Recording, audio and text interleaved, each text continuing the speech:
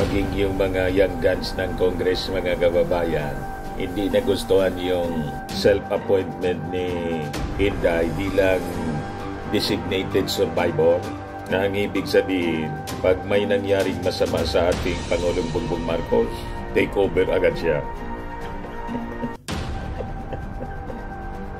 Lumabas talaga niya, Mr. Maravillas, na naglalaway sila.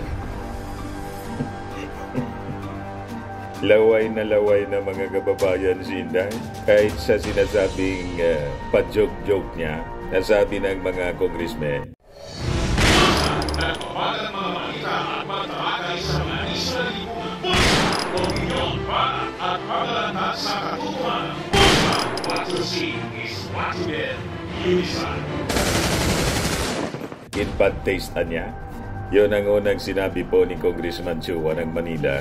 Ngayon, yung ibang mga congressmen po, hindi nakatiis. Sunod-sunod po na nagpalabas ng kanilang condemnation. Ayan po si Inday, mga kababayan. Excited masyado na to make over. Kaya sabi ng mga young guns sa Congress, yung designated survivor anyang joke ni Inday, inappropriate, reckless. Itong young guns, yung mga mas bata pa kay Inday, mga kababayan na mga congressmen, mga nasa 20s lang, 30s. Pero kung mag-isip, lumalabas, mas mature pa kay Inday. Ito po, mga kababayan, yung sabi na nating mga batang congressmen, sabi dito sa balita ng Manila Bulletin. In a joint statement kahapon, the lawmakers questioned Duterte's statement given her status as Vice President in the potential impact of her words. Yung remarks niya ng Vice Presidente about being designated survivor are both inappropriate and reckless. Such rhetoric niya hints at scenarios that are alarming and baseless, sowing unnecessary fear among the public, sabi po ni Isabela 6th District Congressman Eno D. Tama po, kasi yung series niya, mga kababayan, sa Netflix, kahindik-hindik po ang senaryo na ipinapakita. Sabi nga ng ibang mga critics po, tingin nila it is a veiled threat, pagbabanta, mga kababayan, na idinaan lang po sa pa-joke-joke ni Inday. Pag inanalyze po natin, tama yung mga sinasabi ng ating mga congressmen at ng mga critics. Kasi po unang-una, lantaran ang pagbabanta ng kanyang pamilya. Yung tatay niya mismo at ang kanyang kapatid, nagbabanta na patalsikin yung ating Pangulong Bongbong Marcos. Open na open yung kanilang mga statements sa nausog rallies na kanila pong ginagawa. Pagkatapos, ito yung statement na sinabi ni Inday matapos siyang tanungin ng mainstream media kung mag-attend ba siya ng SONA. Pwede naman niyang sabihin na hindi ako makaka-attend kasi may mga iba akong bagay na ginagawa ngayon. Although alam na ng mga mamamayang Pilipino, it is expected. Ako nga po, I was not expecting na si Inday dadalo pa sa SONA after na mag-resign siya, mga kababayan. Sabi nga ng ibang mga observers, mas malala pa si Inday kay Leni. Kasi si Leni nag-attend ng lahat ng SONA ng dating Pangulong Digong, kahit hindi sila magkapartido, at laging inaaliposta ni Digong si Leni. Pero por respeto sa opisina ng presidente, never na nag-absent si Leni Robredo sa SONA. Kasi bilang elected official at pangalawang Pangulo, kailangan alam niya kung ano ang direksyon ng pamumuno ng isang Pangulo. So lumalabas, mas responsable pa si Leni at mas okay pa yung ugali ni Leni kaysa kay Inday. Diba? Mas malala pa si Inday kay Leni, mga kababayan. So sabi po ni Congressman Eno D, bilang anyang high-ranking official, ang bawat salita na lumalabas sa bibig ng Vice Presidente carry significant weight. Such remarks anya can influence public perception and national stability. Tama po. Sa bagay, sa ginagawa po ni Inday, ang consequences po sa kanyang political career, negatibo po. Self-destruction po ang ginagawa ni Inday. Wala kasi niya Mr. Maravillas na ginagawa na masyado si Inday kasi nag-resign na sa DepEd. May kasabihan po tayo and it's a biblical verse. Sabi sa Philippians chapter 4 verse 8, an idle mind is the devil's playground. Paganda mga kababayan, wala masyadong pinagkakabisihan kung ano-ano na lang pumapasok sa kanyang isip. Sa inyo yung full story ng balitang yan, click subscribe muna dito sa ating YouTube channel and hit the notification bell para lagi po kayong updated sa mga kaganapan dito sa ating bansa. Like and share na rin po ninyo ang ating video at huwag na rin po ninyo na skip yung ating mga commercial ads para tuloy-tuloy lang ang pag-unlad ng Bagong Pilipinas. Sa mga nagana po ng malinis and spacious fitness gym, pumunta lang po kayo sa aming Colossal Fitness Gym. We also offer Grab Car Rental with our brand new 2023 model ng Toyota Innova. We also accept booking for those who are planning to travel via PAL, Cebu Pacific, and other airline companies, local and international, and bills payment for Meralco Bills, Aleco Bills, PLDT, etc. Ang Colossal Fitness Gym is located at 3rd floor Security Bank Building, Lanco Business Park, Legazpi City, Albay. For inquiries, look for Jilon Maravillas, contact number 0966-802-0949. Yan po yung aming Innova. Lagi na pong matao sa amin.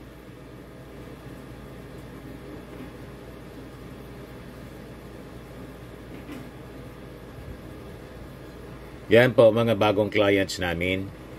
Napakaganda at colorful at napakalinis ng aming gym po. Pati mga foreigners po pumupunta sa amin, mga British tourist po sila dito sa Legazpi. Na-set up na rin po yung aming mga brand new gym equipment.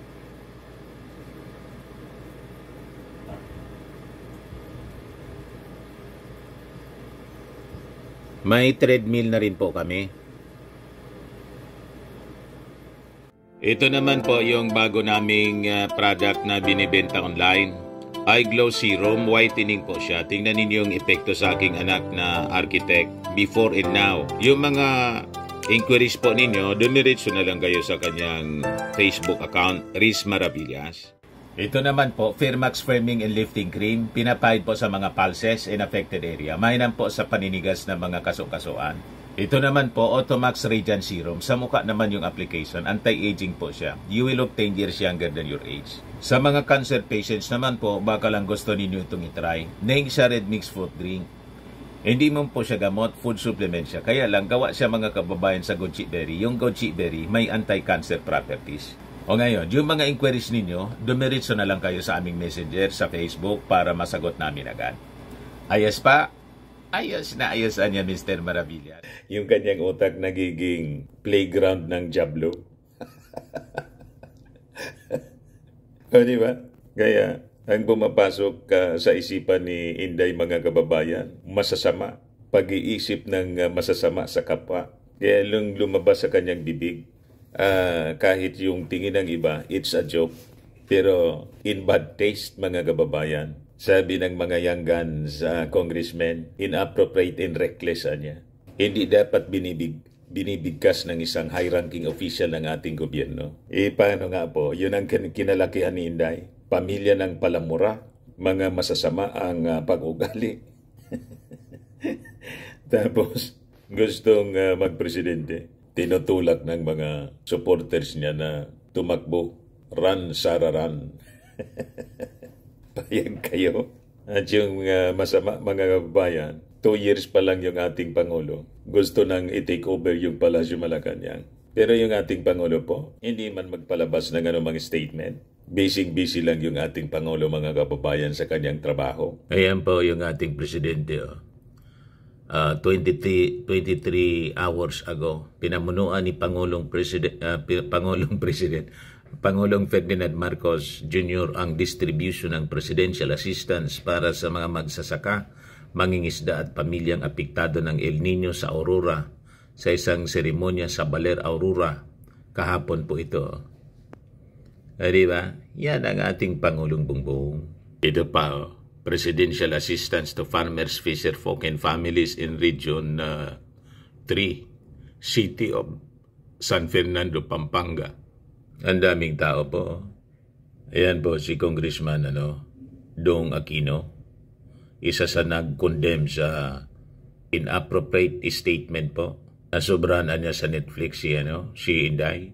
Pamilya nyo, lalong-lalo na kay President Ferdinand Edwin Marcos Sr.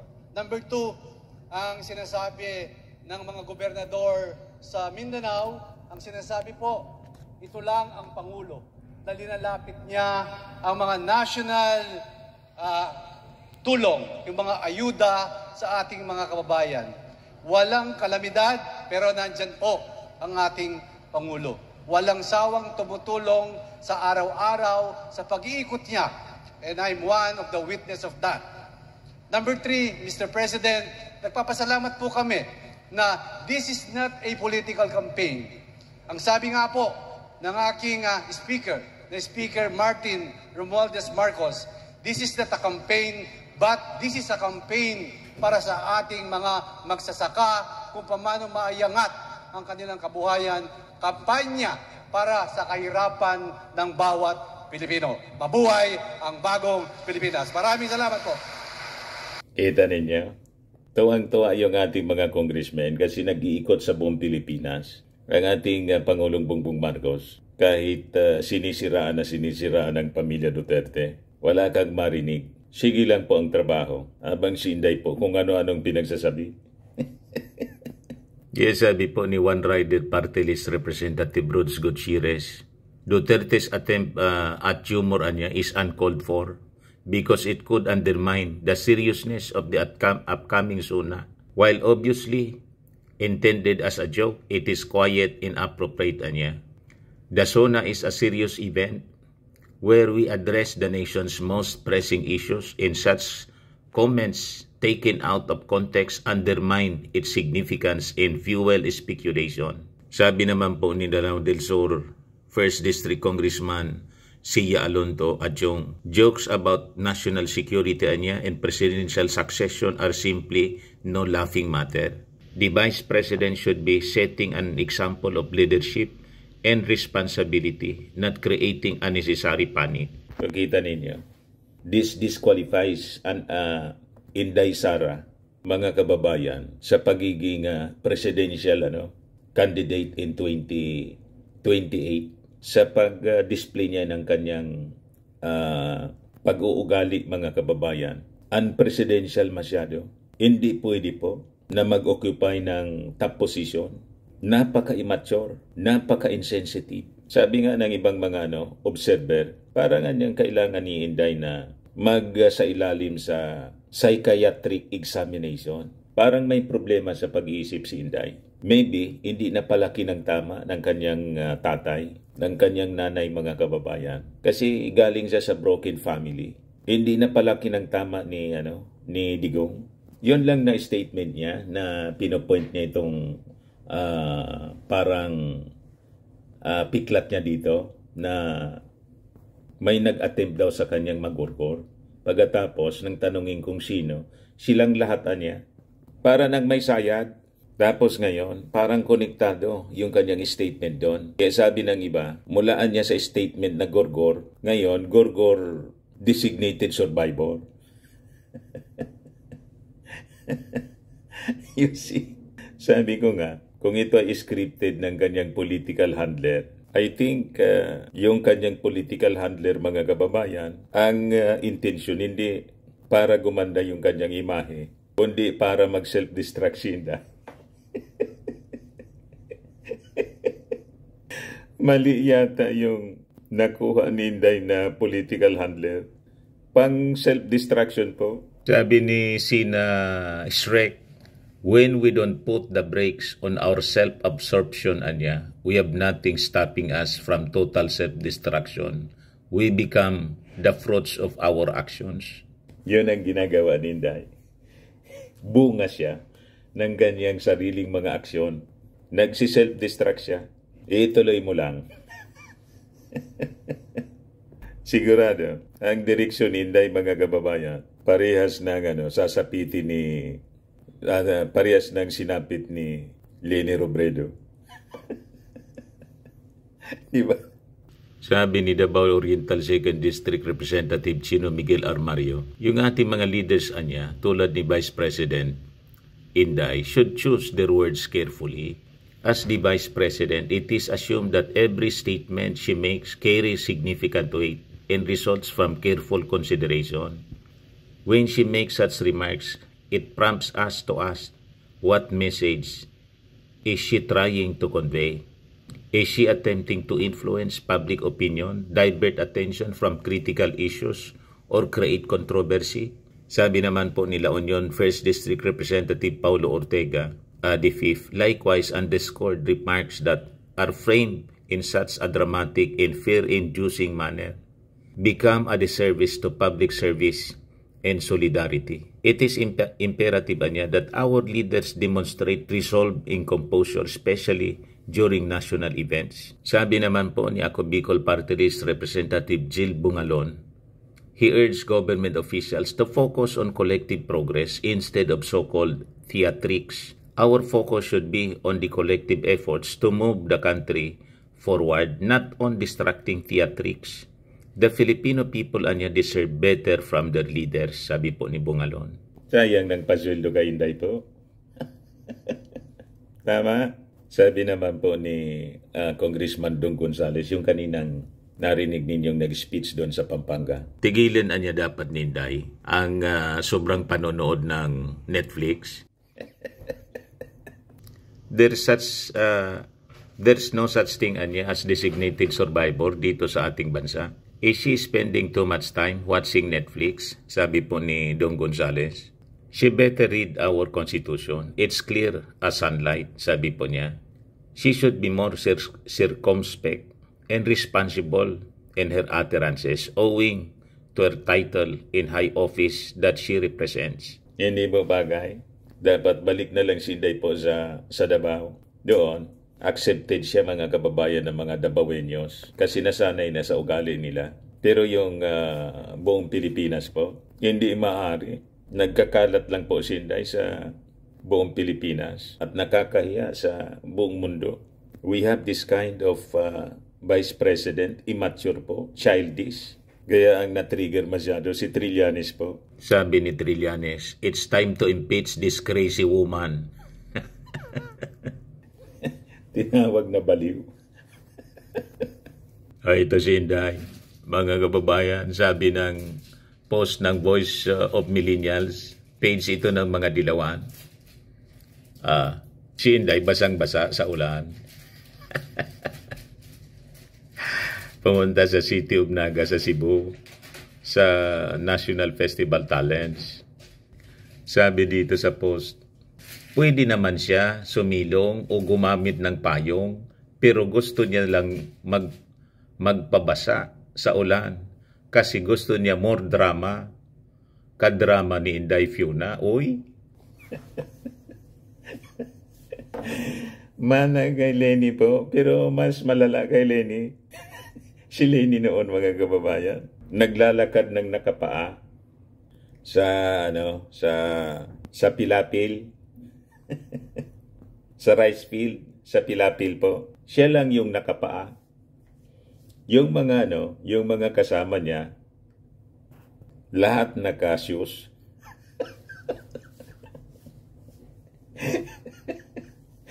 Ito si Inday, mga kababayan, duda ako na yung handler ni Lenny Robredo na nagpatalo kay Lenny. Yun din ang political handler ni Inday, mga kababayan. Nga. Tama nga. Pwede naman dinamay pa yung mga bodyguards niya. Pwede naman isa sa mga bodyguards niya o siya mismo magdala ng payong. Talagang nagpaulan. Talagang may problema po. Hindi natural. Yung kanyang mga ginagawa po, parang si Maruhas. Nagpaulan habang nagta-traffic.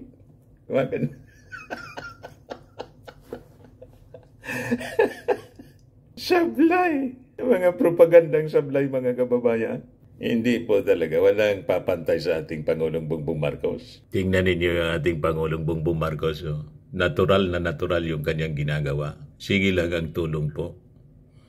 Yan o, sabi rito, siniguro ni Pangulong Ferdinand Marcos Jr. na tuloy-tuloy ang paghanda para sa posibleng epekto ng La Nina sa Central Luzon. Ibinahagi niya ang mga detalye ng Agawang River Flood Control Structure Project, maging ang 183.41 million pesos inilaan para sa preposition relief supply sa riyon. Sa seremonya sa Baler Aurora na mahagi rin si PBBM ng tulong pinansyal na tig 10,000 pesos sa bawat benepisyaryong magsasaka at mangingisda na apektado ng El Nino sa Aurora, habang 147.6 milyon naman ang para sa LGU. O ito naman sa Zambales po, sa distribution ng Presidential Assistance sa San Fernando, inihayag ni Pangulong Ferdinand Marcos Jr. ang plano ng pamahalaan na labanan ang mga illegal na Philippine offshore gaming operators or POGOs at illegal na droga sa Pampanga. Umabot naman sa 205.58 milyon na tulong pinansyal ang inihatid sa Pampanga. 105.58 milyon naman para sa Bataan, Bulacan, Nueva Ecija, Tarlac at Zambales. Bukod pa rito, mayroon ding ibinahaging makinarya, bangka at livelihood support para sa mga benepisyaryo ng TUPAD at TESDA. Sige-sige lang ang serbisyo po. Yan ang ating Pangulo. O diba? Ito yung sa Rizal naman po, 97.6 97.14 million. Yan o. Grabe, mga kababayan. Ito naman sa sa Cavite at Rizal, personal na iniabot ni Pangulong Ferdinand Marcos Jr. ang 178.65 milyon halaga tulong mula sa Office of the President sa iba-ibang ahensya para sa maapektado ng El Nino sa Cavite at Rizal. Inihayag ni PBBM sa distribution sa Dasmariñas City ang mas maginhawang pagbiyahe natin ng mga paparating na infrastruktura gaya ng LRT-1, Cavite Extension Project at Calax Cavite Segment at Islex Toll Road 4. Yan po. Di ba? Grabe. Ito naman yung sa Batangas, Laguna at Quezon Province. 170 million pesos na tulong. Yan. Araw-araw na po yung paglilibot sa buong Luzon ngayon. Noong isang linggo sa Mindanao, Visayas and Mindanao. Di ba? Ganyan kasipag yung ating Pangulong Bongbong Marcos, pero nilalait pa rin ang mga DDS vloggers. Nang nausog, wala daw ginagawa yung ating Pangulong Bongbong Marcos. Ang walang ginagawa si Inday. Kasi nag-resign na sa kanyang trabaho as DepEd Secretary. At kung ano-ano na lang ang mga pinagsasabi. Kasi walang pinagkakaabalahan. Sayang pasweldo ng mga mamamayang Pilipino. Sabi po ni ating party list Congressman Asidre, sabihin mo niya, ano yung rason mo? Bakit inisnab mo? Ayaw mo mag-attend sa SONA ng ating Pangulo? Yan po. Stand by your convictions, Ma'am Asidre Dares BP Duterte to be real reason for SONA snub. Ano ba talaga niya ang rason mo? It would be better niya, sabi ni Asidre, for the Vice President to just come clean. The public knows that Vice President Sara Duterte's political situation is currently in flux. She has recently distanced herself from the unit team with the President Ferdinand Bongbong Marcos Jr. and resigned from her position as DepEd Secretary. Something is going on. At the very least, she should come clean and explain why she cannot or does not want to attend. Wag dapat niyang itago. She should not hide behind cheap jokes. Again, the public knows something is up. Stand by your convictions, ma'am. So tama po. Pero sa mga nausog rallies po at sa mga sinasabi ng mga nausog vloggers, pinagmamalaki nila at hindi nila itinatago na may plano sila talaga na patalsikin yung ating Pangulong Bongbong Marcos. May countdown nga po sila. Yung unang countdown nila, June 30. Paano lumipas na po yung June 30? June 30 na po ngayon. At 13 ng July pala. July 30 na po ngayon. July 13. Si PBBM pa rin yung Pangulo. Sabi ko nga po mga kababayan, 4 years pa kayong iiyak. Assuming kayo, gusto kasi nilang itulad yung ating Pangulong Bongbong Marcos kay ERAP. Gusto nilang i-take over yung Palasyo Malacanang. May countdown sila. Malapit na niya. Malapit na kayong mabaliw sa kakaisip.